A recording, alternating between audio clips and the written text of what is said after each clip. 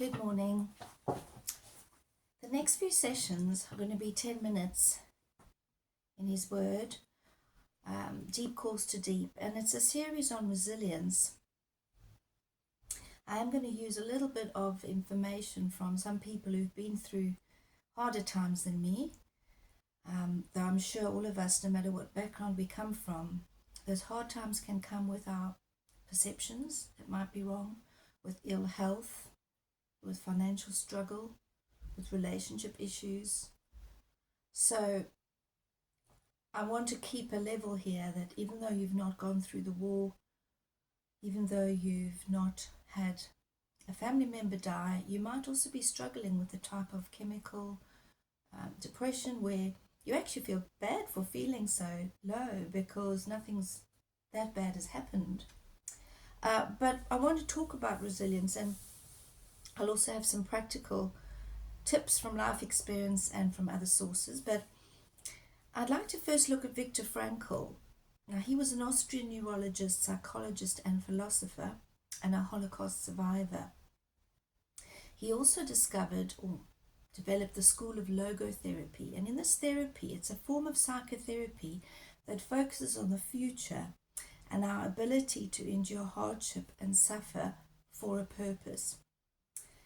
He had a famous saying, "Everything can be taken from a man, but one thing, the last of the human freedoms, to choose one's own attitude in any given set of circumstances, to choose one's own way." Now, I always thought it was true. Come on, just have a positive attitude. You'll get over it. Until I actually did have a form of depression where no matter what I did, no matter what scripture I looked at, no matter what I tried, it felt like it couldn't change my attitude, although I was hanging in there. So I am aware that there are certain situations where your mental health or your chemical composition of your neurotransmitters or whatever can affect your attitude. But in general, we all know that a positive attitude is great and can help. Now, what he did to survive was he used to converse with his wife in his mind, even though he didn't know if she was alive. It ended up that both his children and wife were murdered. But he used to imagine talking to his wife while doing backbreaking work and being bullied by the guards. And he also tried to see things in the human light, even if only for a few seconds.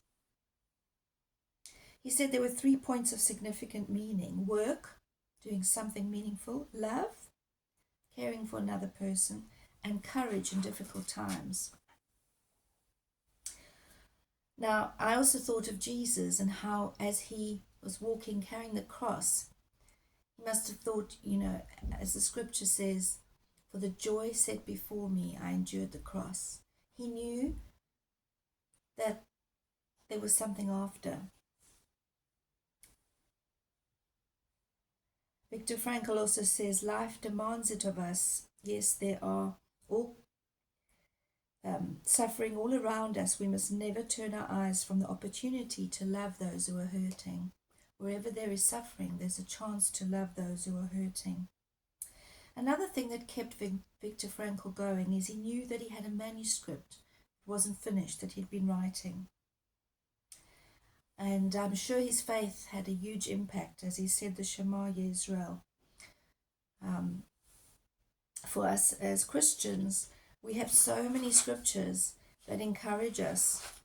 Viktor Frankl also said in his, he wrote many books, I think it's in the book Meaning of Life, that hope is a choice and hope is capable of sustaining life.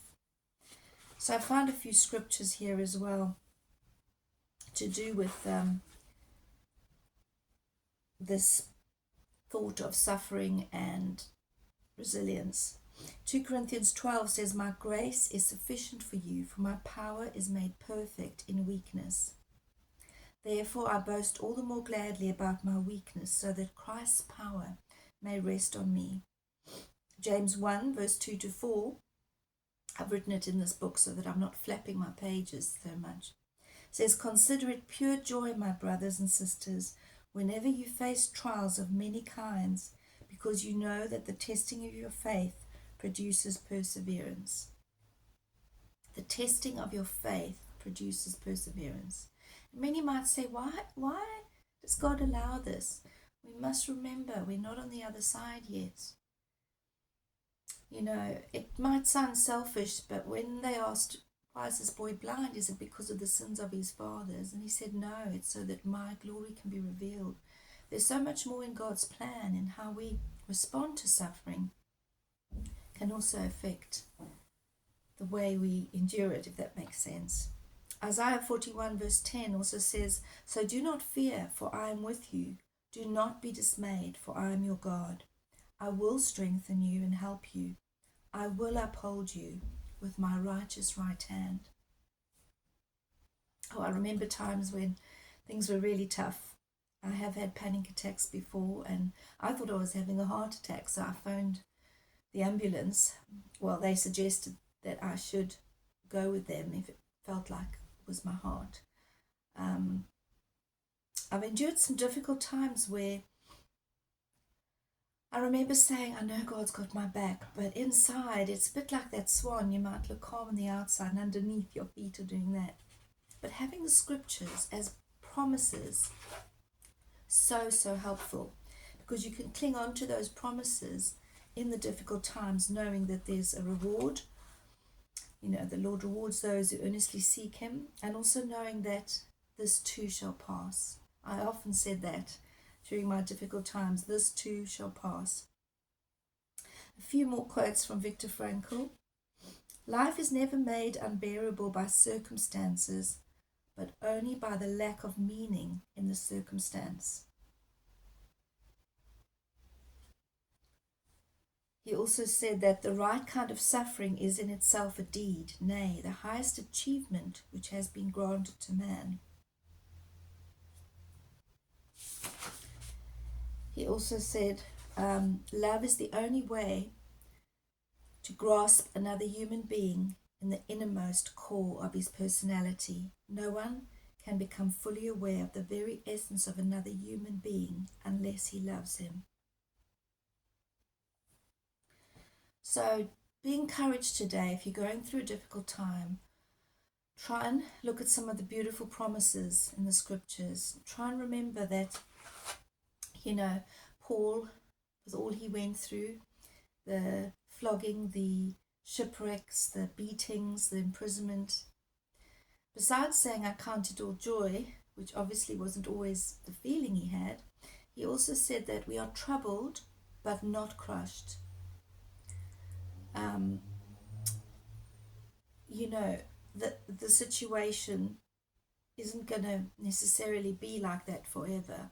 I know with some chronic illnesses it might feel that way, and they can be so debilitating.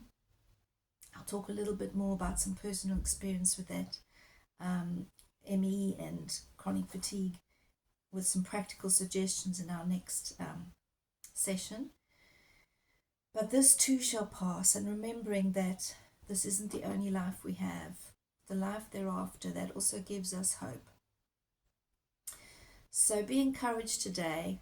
I know you're not in World War II, you're not in the concentration camps, but you might feel in your mind that you're in a very locked up place. And if you are feeling so desperate, please do seek help. There are a lot of agencies that can help for mental health as well.